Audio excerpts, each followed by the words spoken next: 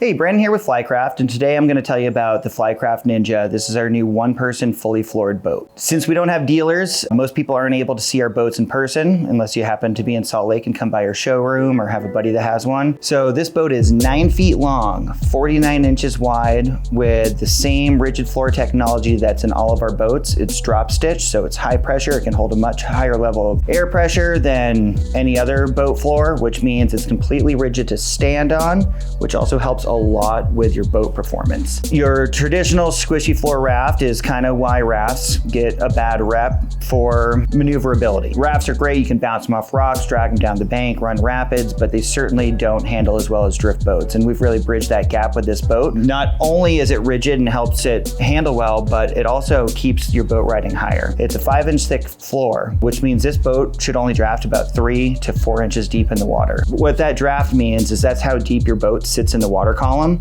So if you have a 4-inch riffle, you just float through with ease. If you have a 2-inch riffle, speed up, crank on the oars, and scrape through it because the boat's durable enough for that, and I'll go over that in a minute. Like I said, 49 inches wide, it's also only 64 pounds, so this is the perfect one-person boat. It does not matter what vehicle you drive. You could be driving a small little car, deflate it, roll it up, pack up the frame, throw it in the trunk. You can go truck bed, rooftop, any highway speeds you want rooftop as well, because of that rigid floor and the frame, it rides really well up top. So I guess let's go into durability. Since this is a one-person boat, I expect you're probably going to be shuffling it around, dragging it down the riverbank.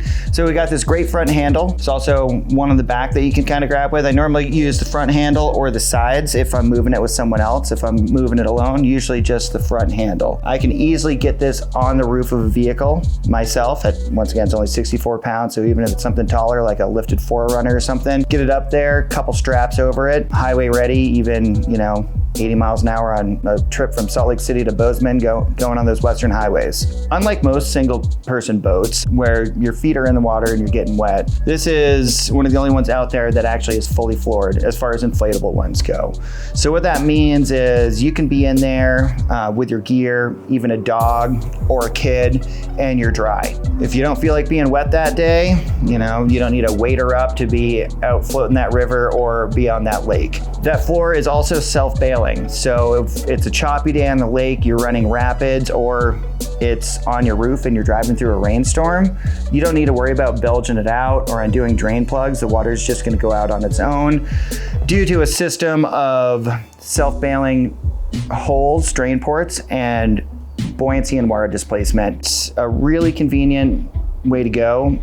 Classically, self-bailing boats never really handled as well as sealed floor boats, but then sealed floor boats, you had to deal with, dumping them out at the end and all that water weight. We designed things a little differently, and I'm pretty proud of our self-bailing design. I don't think it rows any differently, but it gives a lot of benefits. So since this boat is self-bailing, if you don't know what that means that if water comes into the boat, it automatically drains on its own. So you don't need to loosen any drain plugs or use a bilge pump. It's really, really convenient. One, if you're running rapids, but with a boat, water always finds its way in, right? Even if it's not rapids, it could be a wet dog, it could be wading boots. My least favorite situation is driving through a rainstorm with a non-self-bailing boat on my roof. And now it is way heavier and I need to climb up there and bail it out before I can unload it. There are a system of holes and water displacement. Basically it's magic, but with the inflatable floor and the cutouts, if water comes in, it is displaced and forced out. Since it is a single person boat, you're gonna be moving it solo a lot of the time. So yeah, if you have a buddy to help you, you might use these side handles, but I expect you to kind of pull it out of your truck bed or assemble it and maybe drag it to the water. Try not to drag it on concrete or cement. Those more uniform abrasive surfaces aren't the best, but grass, a boulder field, gravel, that type of thing, it holds up really well. I will baby the boat when I can, but it's also a workhorse for me. If I do have a longer way to go, I can throw it on a little kayak cart, that type of thing, and wheel it solo. But it's really easy to get to and from the water and from your vehicle to the water. Once again, at only 64 pounds, you're gonna be able to get it where you need to go. That lightweightness, as well as its unique size, also makes this the best rowing boat I've ever been in. I felt that about the 2.0. This thing, you know, is just a one-person boat. There's only the weight of one person in it. And this thing is an absolute blast to row down rivers, navigate boulder gardens. This thing spins on a dime. You can back away from stuff faster than you ever have before. You can hold your position really easy, maneuver around obstacles.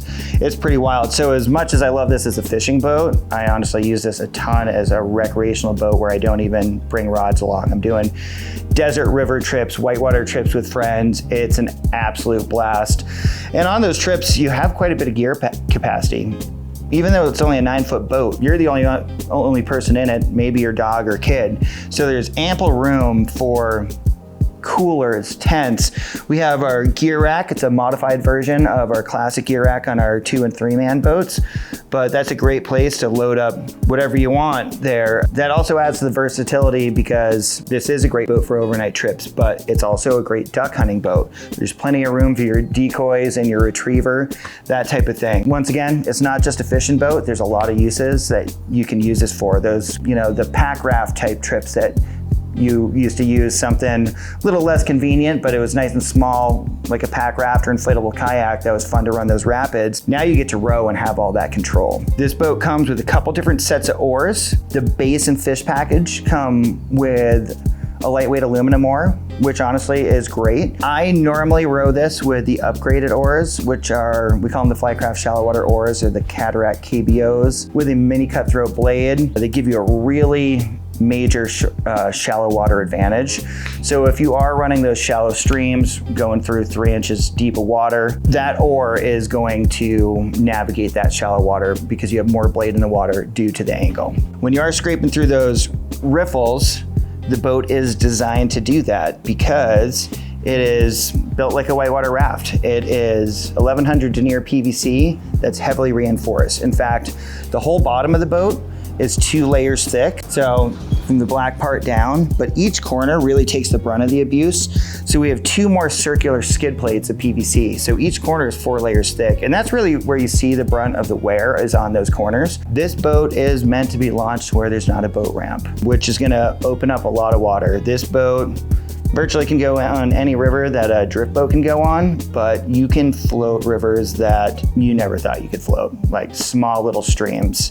Talked to a guy the other day that bought one of these for his place in Montana, and I'm not gonna name the river. And he's like, I've always wanted to float the river that goes through my front yard. I've never seen someone do it. Bought this boat, and he was like, I now can launch a boat from my house. This boat is the same construction as the boats that we've been building for 12 years, which we have full-time guides that have been guiding out of these boats for 10 years.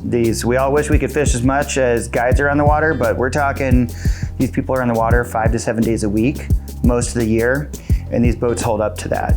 So rocks and sticks should never really be an issue. One of the biggest questions, or most popular questions I get is puncturing this boat with a hook.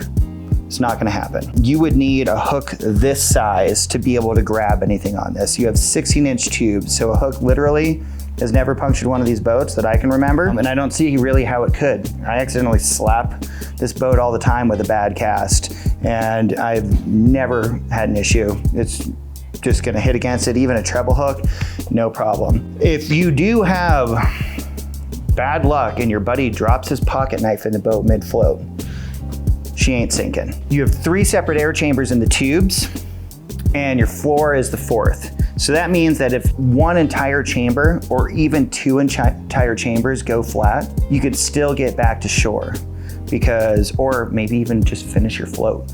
We do include a field repair kit. I bring it along. Your most likely situation, if you are one of the very few that does puncture their boat, is that you're just gonna finish your float and do an easy repair, maybe call me. I wouldn't worry too much about that because these boats are incredibly durable and it really is gonna take that dropping a knife or that type of thing to do it. Another really unique thing about this boat, in addition to how lightweight it is, being self-bailing, having a sealed floor, these are all things that you normally don't find in a one-person boat. You also normally don't get this whitewater raft construction in these one-person boats. They're a little bit more cheaply made, I guess I should say, and this has that bomb-proof durability that people have come to know from Flycraft. Another really unique thing is you're not really gonna find many other ones that actually have a real frame with oar locks. Most of them are frameless and you're kind of compromising on the oars. These you can use real oars. The 2 oars that I was talking about, you could use on my Stealth 2.02 person as well. So it's the same style oar lock. You have this oar tower that is adjustable. The seat is also adjustable on rails, so it doesn't matter how tall you are or how short you are, you're gonna be able to find a way to make this work for you. Another great thing about the seat and the frame is since it does have the frame, we're able to mount our seat swivel. Sounds like a silly, no big deal thing. You'll see what I mean when you get in one. If you've ever ruined your back after a day in a fishing kayak, reaching back behind you, trying to get stuff out, not realizing it's a big deal, or twisting your back to operate a motor, the seat swivel goes a long way. The seats are also padded, very, very comfortable. They are also on quick releases. To remove the seat, you just press a lever. The seat pops right out. It's literally that easy. The same thing for putting it back in. It takes 1 to 2 seconds to put the seat on or take it off. Of those 64 pounds I talked about, 8 pounds is the seat and the swivel. So if you are carrying it a ways and you want to save 8 pounds, or you want the seat to be a little less wind resistant or the boat to be a little less wind resistant, go ahead and pop the seat off for your rooftop transport. And it'll save you 8 pounds. So our Fish and Pro packages do include the gear rack. That's optional. You might decide you don't need the gear rack. What's nice about all boats in the Flycraft line is you don't need to get everything off the get-go. If you want to add a gear rack or something later, you can do that. It's not hard to do. I like the gear rack because it's a nice place just to store some things. The anchor system also incorporates a little better. You'll see that there is an extra pulley that mounts to the gear rack, which just gives you one more pulley point, ease of use with the rope, that type of thing. But you will see, and we have videos on this, you can also use the anchor system without the gear rack, or plenty of people are choosing not to anchor this boat. It's a still water boat. They might motor it or not motor it, just row it. So the anchor is optional, but we do have options to get it with the gear rack and anchor system in the Fish and Pro packages, or you can kind of a la carte it and start with the base package and add on if you please. The anchor system, like I was saying, incorporates with the gear rack, or you can use it without, but it hangs off the back of the boat.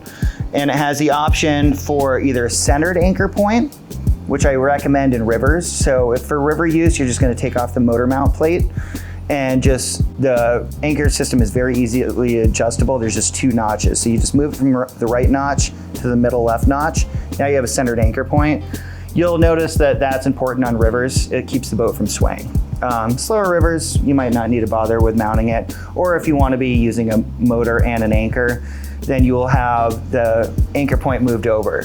So with that motor mount bracket on the back, we recommend electric trolling motors up to 30 pounds thrust. You're typically going to find those in a 30 to a 36-inch shaft length. And I would certainly pair it with a tiller extender so that you're not twisting around and reaching back all day long. It'll just bring the tiller straight to you. And it's just an extension handle that mounts. It's a universal size handle. We offer it, or you can buy it wherever you get your motor. Clips onto the motor handle, and you can adjust your speed and direction with that. So this boat moves pretty darn quick with a small little motor. With this boat only sitting 3 inches deep in the water, 49 inches wide, this thing scoots. Whether you're motoring, but honestly, just rowing it. Getting across a lake, this thing's gonna track more like a kayak than a raft or a john boat or a drift boat. You'll also notice that draft and unique size helping it row upstream, where a lot of rafts, you don't have a chance of rowing upstream or motoring upstream. This boat does a pretty great job at that. So this anchor and motor mount system is really simple to mount. It's just a system of straps. So if you did want to pop it off, you're doing a leisurely float, beach day with the family, whitewater float where you're not dealing with an anchor, you just undo a couple straps, it pops right off. The frame is that easy to strap and unstrap as well. So if you are throwing this in the trunk of your car, it should take you a couple minutes to take the frame components off. While you're doing that, you've opened the valves, this thing's deflating, you just roll it up and throw it in the trunk. But it's just as easy to go rooftop. It's also gonna fit in any truck bed at 49 inches wide. I can't think of any truck bed it wouldn't fit in, even more mid-sized trucks like Tacomas, Rangers, that type of thing. You should have no problem. I think it fits in a Maverick. But if you're wondering if it's gonna work with your vehicle, or you wanna do some problem solving on how to store it, how to transport it, you need a certain measurement, if it's gonna fit in a compartment of your RV, you can always give me a call, shoot me an email, that type of thing. But I cannot think of a vehicle or a living or storage situation that this is not gonna work with. This boat really should work for just about anyone, and it's really gonna go on just about any type of water. So I was talking about different types of water, and how you can have a lot of boats to do different things. You know, a kayak for one type of water, a raft for another, a bass boat for another. Another one that seems to surprise people though is this boat is a very popular boat for saltwater use. People take them out on the ocean all the time. I personally have used it to chase roosterfish in Mexico. There's nothing on our boat that is not designed to withstand saltwater. Saltwater isn't gonna hurt this PVC, this aluminum, or the stainless steel. It's just like any of your gear. When I'm done a saltwater trip, I hose down my reels and my rods and that type of thing. But that's really all it is. So I have a lot of customers that are buying this exclusively for saltwater use. They live on the Texas coast and they're chasing redfish. They want to chase tarpon, bonefish in Florida, even crab pots and sea run cutties in the Pacific Northwest. It really does it all. And with how stable it is, it's even popular with spear fishermen, because if you've ever tried this in a canoe or kayak, you know that you cannot climb back in over the side of your boat. That is truly how stable this boat is, that I can go for a swim, whether it's spear fishing or just to cool down, and I can get myself back in over these low profile tubes without flipping it over. So that's a heck of a testament to the stability of this boat, which is why we rated to Class 2 Rapids, and I feel very comfortable on big lakes in the ocean with it as well. You'll notice on the inside there is a couple D-rings, and those are good places to clip some gear to.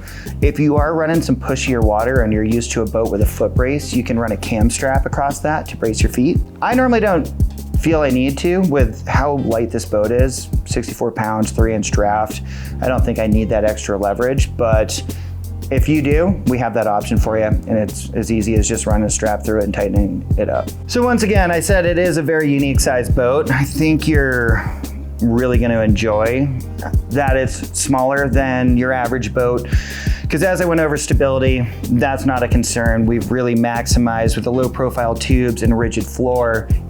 Although 49 inches, you're going to feel very, very stable in this boat. That size just gives you a lot of maneuverability and trackability benefits. With this frame, it's really easy to accessorize it more. Like, we have our standard offerings of our gear rack, anchor system, motor mount, but you can get these ram mount cup holders that we offer that tool-free clamp anywhere on the frame. And it's as easy as this. And they are actually self-leveling, so we call them the Never Spill Beer Guardians. Can't spill your drink. You can mount fish finders this same style.